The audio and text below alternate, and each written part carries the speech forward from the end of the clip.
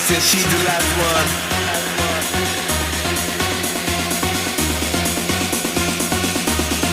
They said she's the last one.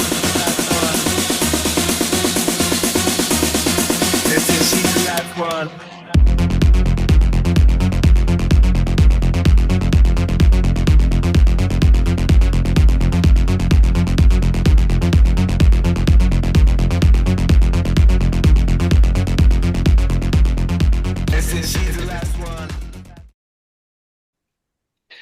Welcome back to the show, everybody. The one and only James Rule XRP, wearing my XRP swag and all that good stuff. Why?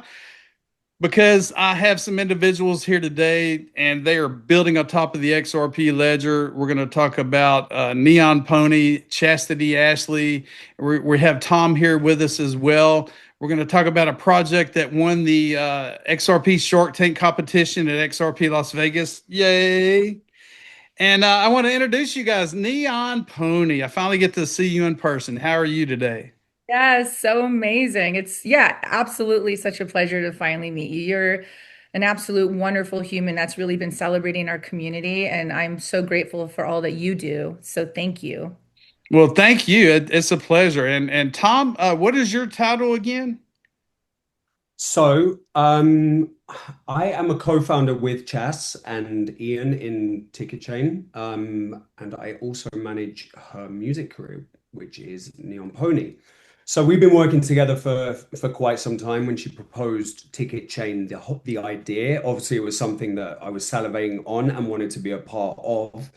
I suppose my title, let's call it, I've been in dance music for 25 years. I've been a Wow. DJ, I've been a producer, manager, agent, talent buyer, booker. So as soon as I started working with Chastity and seeing what she was building on her live production side, her uniqueness, her vision as an artist, combining that then with the idea and tech behind what Ticketchain was. I mean, it was just, it was a no-brainer for us to be working together hand in hand on this. So here we are. Fantastic. Okay, Chastity, tell me about yourself. You know, everybody wants to know about you. I know you're an artist. I know you're a drummer. I know Duran Duran and all that. Tell me how I you love got it. started in music and how that kind of bled into Duran Duran and Ticketchain and how that kind of all integrates together. And like I said, tell me as little or as much as you want. I'm here for you guys, and let's just have fun with it.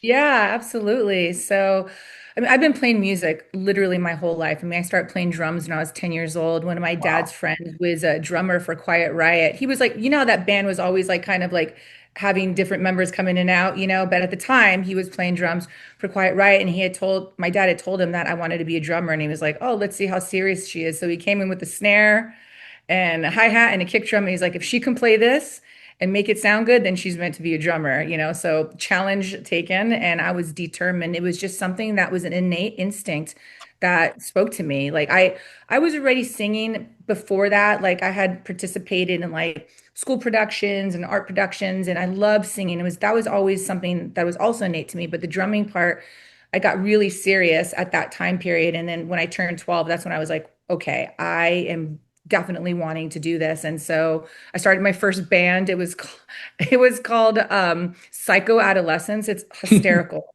When you're that young, it's like everything is like you rebel against everything, right? So I did. And from that point on, I just continued my ascent in music. I was playing in bands, any band I could get my hands on and participate in. And then when I got into music school, I got into this live playing workshop, and it was like every musician would come together and learn the song. And then you had to learn to play the song for the first time together. And so I decided one day that I wanted to sing because I was ready. My whole curriculum was drums anyway. So I decided I wanted to sing for that workshop. And then multiple players came up to me and they're like, "Will you be in my band? Will you be in my band?" And I was like, "No, I'm the drummer. I don't want to be a front person. I want to be the drummer." And so I couldn't. So my terms were, I will play drums if I will sing if I can also play drums. And so outside of that, I graduated Musicians Institute in Los Angeles, Wow. the PIT program. So my entire curriculum was drums. I had to learn how to play timbales, congas, full kit. African percussion and keyboards because we had to learn music theory on top of it. And singing was the extracurricular part of it because it was something already that I had just loved and had a natural ability for, being in choir and what have you. So I get in my first band, and because I was the front person and the singer, it was a hard rock band. And I said, I want to play the djembe. And they're like, djembe, African percussion over hard rock music. I don't know if that's going to fit. I'm like, hold my beer. And so we did it. And the first time we did it, it just felt natural and it came together. And the guys were like blown away by the fact that African percussion was able to integrate into this hard rock music. And then we ended up going on the Warp Tour. I ended up opening for like Aerosmith, Motley Crue, like our band Wow. started doing just really well. Yeah, it was a crazy ride. And at the tail end of that band, we were putting out records and our fan base was just growing. I mean, at the time I had like 60,000 followers on MySpace, which you can imagine at the time was like a really big deal. And it was like completely beautiful organic following. And so at the tail end of that, I had got signed with Toca Percussion. Toca basically puts out like the most incredible congas, timbales, and also djembes all around the world to top artists. And I really wanted to get endorsed, but they weren't into emo bands or rock bands, or they were more into like the classical stuff, like in terms of endorsing artists. At the time, they had Godsmack. You know who Godsmack is, Oh, right? So absolutely. yeah, so I would when I found out that Sully was with Tuka, I was like, okay, cool. Like maybe they'll take an interest to me. So anyway, did a cold call, called them. I was like, listen, I'm just a kid with a dream. I've been on this tour and I really would love to be endorsed by you. They're like, come to the NAMM show in Los Angeles. Let's see what you got. And I was like, okay, that's interesting because it's a chaotic convention. I don't know if you've ever heard the NAMM show, but it's the Mhm. biggest music convention in the world, right? So I was like, this should be interesting. So I get there. I played my djembe for the head of A&R there, and he was like, "I'll call you on Monday." And then he called me on Wow. Monday. He was like, "You're signed." And I was like, "What?" And then a month later, he set me up for a photo shoot with Toka, and I was just like, all of a sudden, it felt like my world was starting to expand outside of the emo world. I was now being able to showcase like everything that I was doing as an artist, and a month after that, within 3 months time span, so I get signed, I do this photo shoot, and then a month later, Duran Duran calls the Toca headquarters. They're like, "Look, we're looking for a young, fiery female percussionist," and they were like, "We got you." Sent them like a really cheesy video of me, like it was kind of grainy. It was at the Key Club in Los Angeles, and then probably about 4 days later, I get a call from somebody, and I'm like, I don't recognize this number. And I'm like, hello. It's like, hey, this is John with Duran Duran. And I'm like, I literally did not really know their names, to be very honest with you. And I was like, oh, that's cool. So I thought it was like the manager. Like I thought it was Duran Duran's manager. Lo and behold, I was actually talking to John Taylor. And he was like, hey, we saw your video. We're completely impressed. Like, we want you to come on tour with us in 2 weeks. And I was like, oh, okay. Like, Wow. are we gonna, it was literally just like that. And everybody says, like, the grind that it came to get to that point though was like doing the tours that I did where I had to like build stages, where I had to like camp out with my band. I had to be squashed in like little vans with 7 people and like sleep in a room with like 10 of my, band members and the tour manager and everything. And it's like stinky and it's hot and it's hard. And then you got to go perform and give the like performance of your life. From that, all that grind to just someone saying, will you go on tour? Somebody like Duran Duran saying, oh yeah, will you start tour with us? No rehearsals, just like show up the day of the show.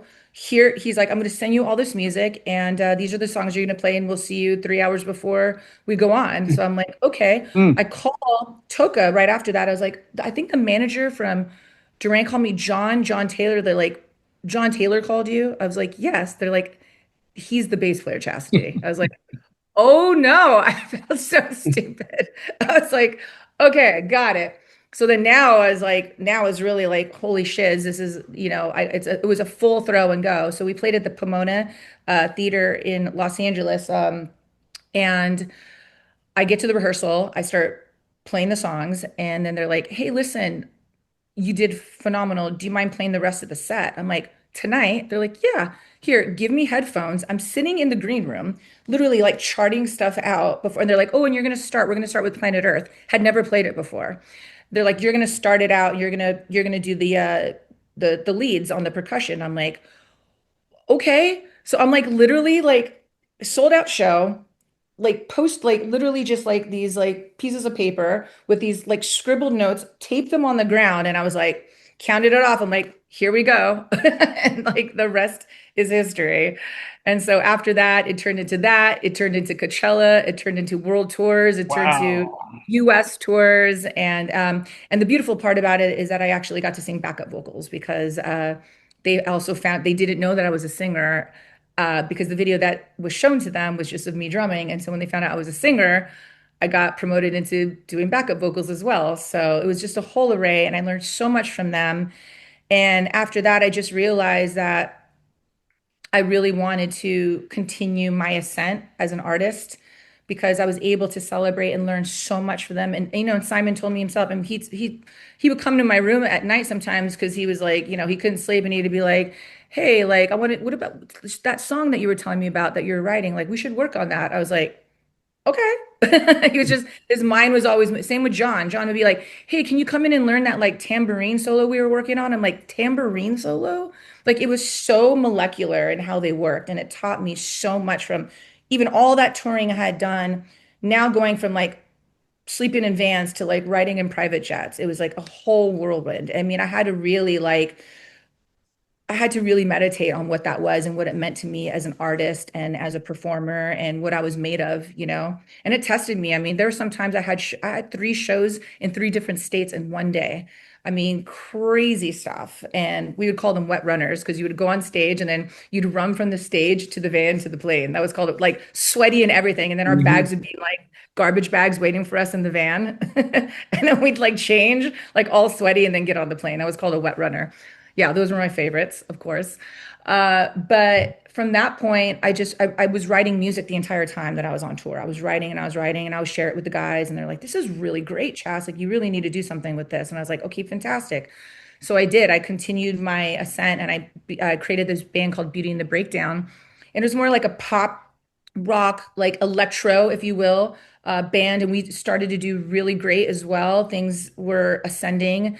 And then I just decided that I wanted to take a new direction with me as just like an independent artist because I'd always been in bands my whole life. I'm playing band after band after band after band since I was 12 years old. I was like, you know what? This is my moment to actually do something where I'm able to be at the driver's seat and create something solely for the purpose of my self-expression, where I can really just let go and let be and celebrate all the innate things that I have about me that I want to express. And so that's what I did. And that was the birth of Neon Pony. And of course, I decided to create Neon Pony right when COVID hit. I was like, no. I was like, I was taking off and things are just about to ascend. And then it really put a dent in everybody's universe, as you clearly know. But it also gave me time to reflect and create and understand what it is exactly that I wanted to do. And technology has always been a massive part of my life as well, and tying it into the crypto universe. I got into crypto very early on because of the fact that my parents lost their house to this, the collateralized debt obligation Mm. that we all call the housing crisis. And when the white papers came out, I was like, okay, let's like, here we go, right? So the technological aspects of my life, I was always into math. I was always just like a nerd. I had finance jobs like while I was like being a musician because I refused to be like a poor musician living on someone's couch. I'm like, I need to make money. I've always been driven that way. My parents didn't have much money at all. I came from very meager means. They were both like, you know, just young cholos and just trying to find their way in the world from Northeast LA.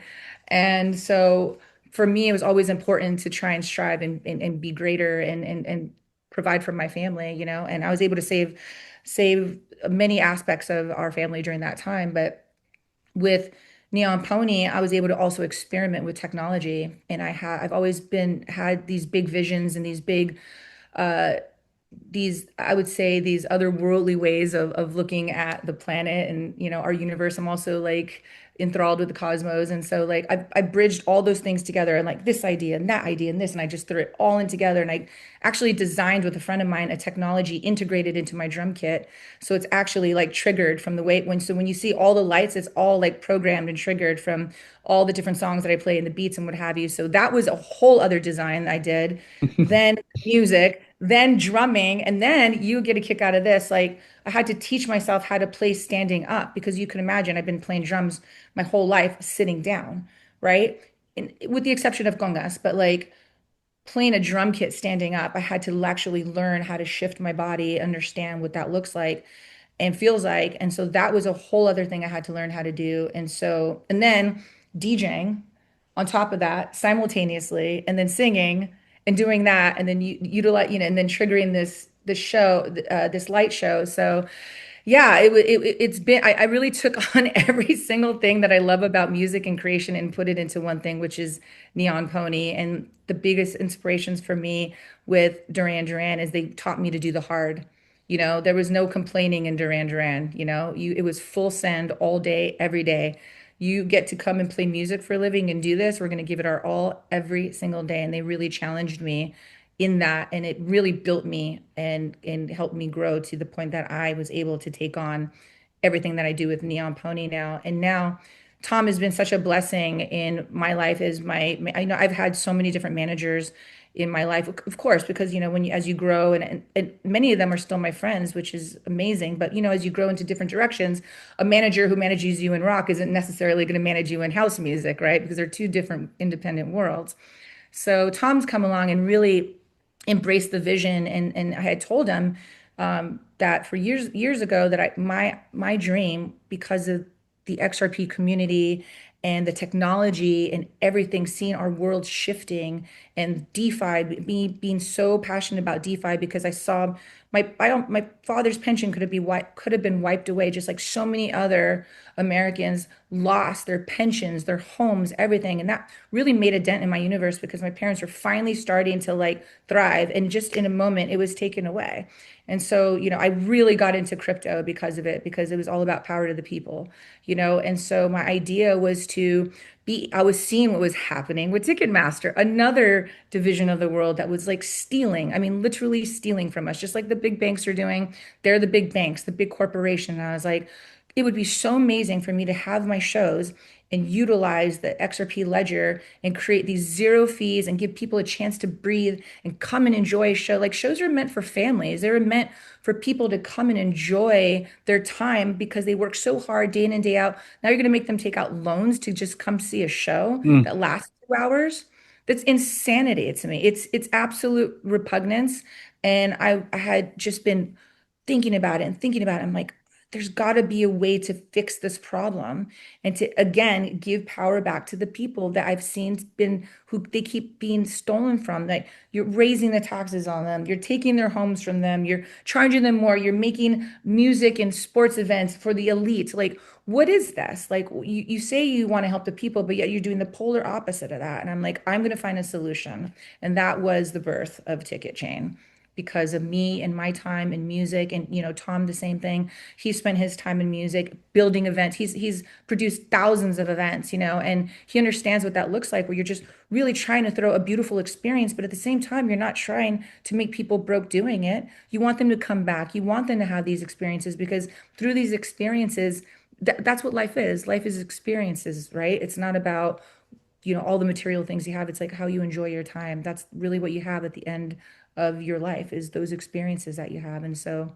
that's what I came here to do, and that's what we're doing. And now XRP Vegas giving us that opportunity, and winning was a whole other thing that we are not anticipating. But now I'm here. Now I'm able to integrate music, blockchain, all of it into one. And I feel so humbled. I am incredibly humbled that we have this opportunity to do that. So Wow. I mean, you are an incredible person, just telling me your story, just going through all that, just pushing through, going through what you went through, and now creating something that is going to help the world. Because, you look at the Taylor Swift tickets, you look at the ones that secondhand sell Taylor Swift for thousands of dollars. I mean, like, really? Do I really want to spend that much to see her? And how many dads out there are spending thousands and thousands of dollars?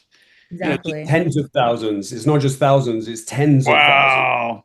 Yeah, I mean, there are Don't tickets. she make enough? Don't she make enough as it is? I mean, Yeah, but anyway, okay. yeah. So Ticketchain, are you solely focused on the XRP ledger? Is it going to be multi-chain? Is it going to be like an NFT ticket? How's that going to work basically? If you can just give me, Tom, I know your time is valuable and short, but can y'all give me like a quick rundown I of? have 10 minutes left, but you guys can obviously keep going. I will have Okay. to log off in 10 because I have to get in the car, but I'm good for now. When it comes to these specifics, I think Chas, you're gonna have to take this one again. Yeah, All right. no, we plan to. We plan for me, for me, XRPL Ledger is the most for me, I believe it's the rails, right? It's going to be the rails of the planet. We know that it's cost effective. It doesn't take up gas the way Ethereum does. Blockchain is, I mean, excuse me, Bitcoin is too slow.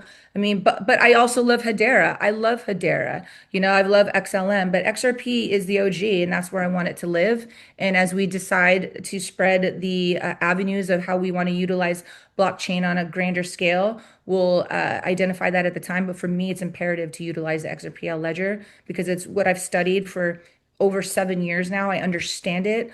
I understand the validation system and the node system and what that looks like with the NFTs that we're going to create. And so because of that, I want to be embedded in a system that I feel very congruent with. And not to mention how the XRP community has fought. We have fought to be alive in this space. I mean, we've gone through the court cases. We've dealt with the SEC. We're dealing with Clarity Act. I mean, this community is a fighting community, and Ticketchain is fighting. We're fighting for this for the little people. So I believe that's where we want it to live, at least for now.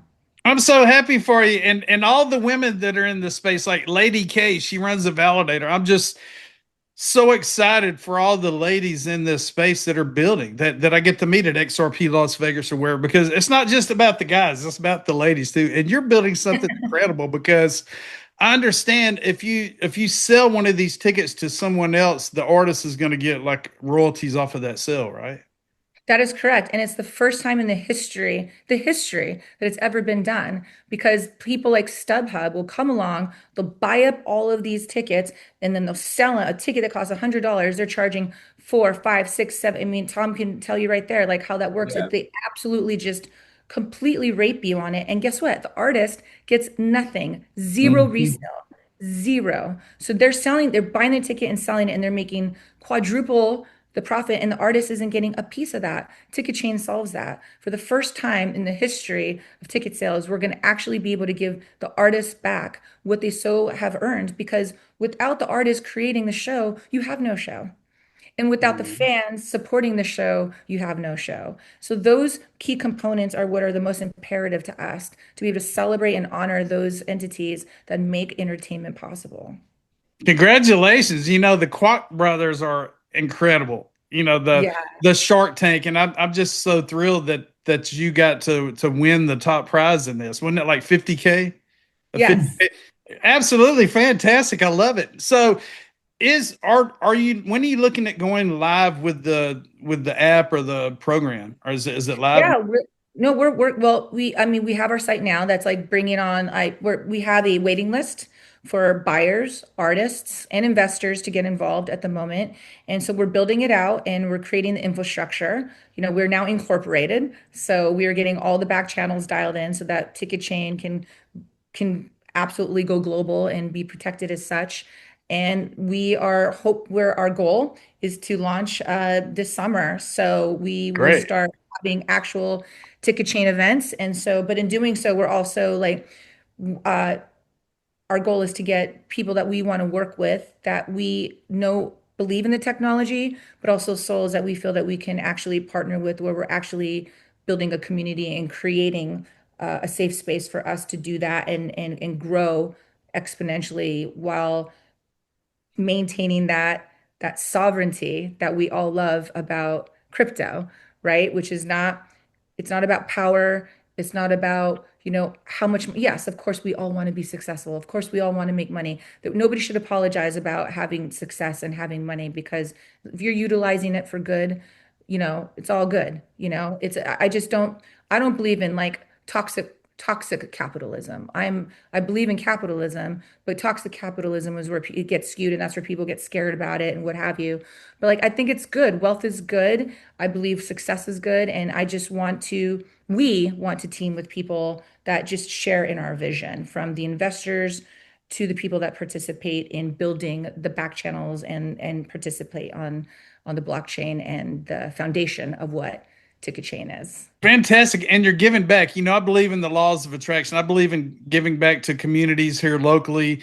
And it all comes back to you a thousandfold. If you're doing something good for the world, it's all going to come back to you more than you expect. And it's going to come back to you. And I'm living proof of that. And it's just incredible. Just be yourself, be honest, don't lie, don't hide things from people, and you're going to be okay. So there goes my Yeah. camera again, moving back and forth. You must be a big, you Very must be a good. big Wayne Dyer fan. Uh, well, I go way back. Are you talking about the laws of attraction and everything? Hmm. Well, I go back to The Secret. I read the book. I watched Love The Secret. The Secret, and I started reading other things and just started practicing it and trying to get the negativity out of my life. And every time I have these interviews, I always feel those positive vibes. So I'm really happy for you guys. It's really exciting to see you doing something for the world and for the artists at the same time that's going to change the way we go to business every day. Ticketing, I mean, it could be for sporting events, concerts, whatever. I mean, this applies to everything, right? Exactly. And Tom, him and I were talking about this. We believe that exactly it's going to start with music. That's the beginning because this is the lane that we know so well. I mean, Tom and I live and breathe music. Obviously, I've been performing. He's been a performer, putting together events, and so this is just the beginning of what we want to do across the entire spectrum of entertainment. And I really believe we're going to be able to achieve that. And I really appreciate you talking about the laws of attraction because you are so right. What you put out into the world actually does show itself in your actual, spectrum. And so I love that and Wayne Dyer is actually he's a big influence for me, as a matter of fact, talking about that. And I just quoted something, or I was writing something today about like, it's important to give without expecting anything in return.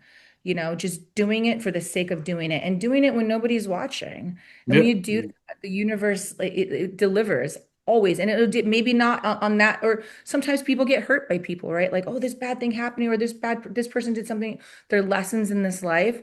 And when you continue to, even through that, the adversity of that, you continue to not be jaded and you continue to be a good person, guess what? It continues to show up. And the people that are meant to be there for you are going to be there for you. And the ones are not, they'll exit, and you just send them love on their journey and you continue on your journey. And it's That's all it. good. I'm going to leave all your information. This is a live chat and everything. We're premiering this video, but I'm going to leave all the information in the description of the video for everybody to click on, to sign up, to get on the waiting list, to, whatever there is out there. I want the public to know about this because, we're getting into these things early. It's kind of like getting into Amazon or Tesla and all that right when it starts. And people don't realize how big this is going to be for the world. So, oh, one last quick question. Top Grandpa wants to know about your Apache heritage real quick. Yeah, so my mother's side of the family, they are from Las Cruces, New Mexico. And my grandmother literally lived in a fort. I mean, an actual Wow. forest on the reservation up there, right outside the outskirts of New Mexico. And the tribes, and everybody, like, there's all different types of sub-tribes and tribes, and the tribes that they're from and not from. It's like all variations, right? So like sometimes like my grandmother's sister didn't even have a birth certificate, if you can believe Mm. that. Because with the American Indian culture there on the reservation, there's like not a lot of documentation. And I can go into a whole other ethos about like the world of work. My family came from and what we went through with that. We still have our reservation today, thank God. I had to fight for that as well. Like they literally almost took it from us by bamboozling my family to thinking that they were giving them land in Los Angeles, but they didn't know that they were leasing it. And then the lease Mm. was up and my entire family had to vacate it. Only yeah, they had no idea. They thought it was being gifted to them. Well, it wasn't. It was leased. And so I had to fight to get that back. And so, yes, it runs deep. My Apache heritage runs deep. I'm 30% American Indian, which I hold dear and near to my heart, probably where the drumming comes from, as a matter of fact, because I don't even remember a time in my life of just even going, oh, I want to learn. It was just like it was just there. It's so strange. Like it was never just like an aha moment. It was just like, I'm a drummer. So those kinds of things live in your DNA, right? That you bring from different, past lives and connections with your family. And so yes, so my entire side of my mother's family is Apache and Spanish as well. So yeah, that's my Apache heritage. So it was important for me to get a ranch there, as a matter of fact, because that's where my family started, and like I went back there to give ode because all my family moved to Los Angeles, so now I'm taking it back there to like reinvigorate where I came from, and that's why my next episode of Beats and Hidden Retreats is going to be in Santa Fe, New Mexico, to celebrate the lineage of my Nice. culture. And I'm going to actually do, and it's another reason why I play the American Indian hand drum. It's to give ode to my ancestors and to my people and my family that struggled so hard to just maintain being alive. Really, that's what it was. They never asked for handouts. Mm. They never they never did. You know, I never got a scholarship or anything like that. I mean, it was offered, but I just didn't see the need for it. You know, I put in the work just like everybody else, and the fruits of my labor have shown up, and that's all that matters. I don't need any. I didn't need any kickbacks. I just did what I needed to do, and I got it done. You're such a good person. That's all I gotta say. You are such a good and I'm so happy for this project. I want to get you guys back on when this thing really kicks off, just to see how things are going and how this advances. I definitely want to get you back on the show, and we're definitely Oh, gonna do that. So thank you, my friend. Thank you. And yeah, and again, with Tom, you know, he's really become like a very pivotal part of my life too in this creation because you know, it takes teams. You know, I believe when we build together, we grow together. And, you know, having Tom's experience with this and his artistic uh vision is also helping to build. And that's why there's been so many beautiful for all of you out there who have been reaching out to us and wanting to get involved, please continue. I mean, I know there's so many people we haven't gotten back to yet. Some we have, some we haven't. People that are eager to build, they want to like start, you know, building. But for me, like I believe in, you know, really being calculated and crossing off each thing at a time, like setting cue points.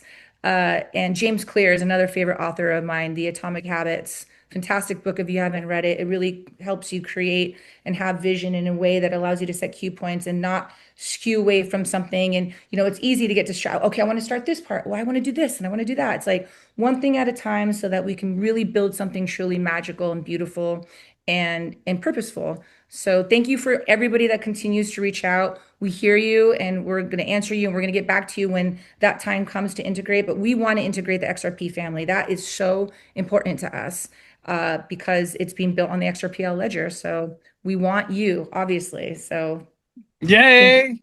All right. All right. I can't wait to get y'all back on. So thanks so much for your time. I do appreciate y'all. Tom, I'm sorry I Thank didn't you get so to much. ask you I a lot think of. Chastity just wrapped that whole thing up just so She well. I did really great. have nothing else to say. I think the only thing I will say, the people in your sphere or watching this, you know, reach out to us. If anyone is looking for a new of ticketing platform, we're experts in that. We've got the future. Anyone putting on any kind of event from music to like the entire any industry, all industries can come to us now, and we will be able to provide something that is not manipulated. Because for so many years, I've been working in ticketing for the last 20-25 years, and I've seen it dead Mhm. on how ticketing companies and promoters work hand in hand to manipulate fans on the entire broad spectrum of just ticketing in general.